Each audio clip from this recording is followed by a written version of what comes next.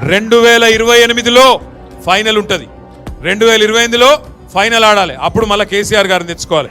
ఇప్పుడు సెమీఫైనల్ ఉంటుంది జిహెచ్ఎంసీలో.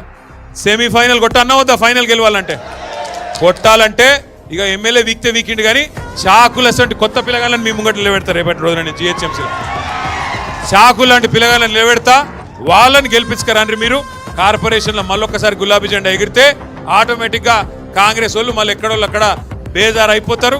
దెబ్బకు మళ్ళా వాళ్ళే తటపార వారేసే పరిస్థితి వస్తుంది. మీ అందరితో కోరేది ఒకటే, ఇలా ఒక్క ఎమ్మెల్యే పోవచ్చు కానీ నాకు మొన్న శేర్లింగంపల్లి నియోజకవర్గ మీటింగ్ పెడితే మా అన్నలు, మా తమ్ముళ్ళు, మా శేర్లింగంపల్లి నియోజకవర్గ నాయకులు అందరూ కలిసి 4-5 వేల మంది కార్యకర్తల సమావేశం పెట్టిండ్రు. అది చూసినాక కేసీఆర్ గారు అడిగిరు నన్ను, ఇంతమంది వచ్చిండ్రు ఎవరు ఆర్గనైజ్ చేసిండ్రు అన్నారు. అంటే నేను చెప్పిన సార్ ఎవరు ఆర్గనైజ్ చేయలే, మీ మీద ఉన్న అభిమానమే చేసింది, మీకోసం వచ్చిండ్రు మా వాళ్ళంతా. ఇలా నిజంగా సంతోషం అనిపిస్తున్నది. తమ్ముడు చూస్తూ ఉంటే అన్నా నా గొంతు పోయింది అన్నాడు. నాకు ఉపన్యాసం ఎట్లేయాలో నేర్పిమన్నాడు. ఉపన్యాసమే కాదు, రేపటి రోజున మంచి చాకులు లాంటి మా యువకులు, మా అన్నదమ్ములు ఎవరైతున్నారో మీతోని రేపు రాష్ట్రంలో మళ్ళొక్కసారి భారతదేశం మొత్తానికి పరిపాలన ఎట్లుండాలనో కేసీఆర్ గారి నాయకత్వంలో మళ్ళీ చూపెడతాం. తప్పకుండా 2028లో మీ ఆశీర్వాదంతో గెలిచొస్తాం. పేదలను కడుపులో పెట్టుకొని చూసుకుంటాం.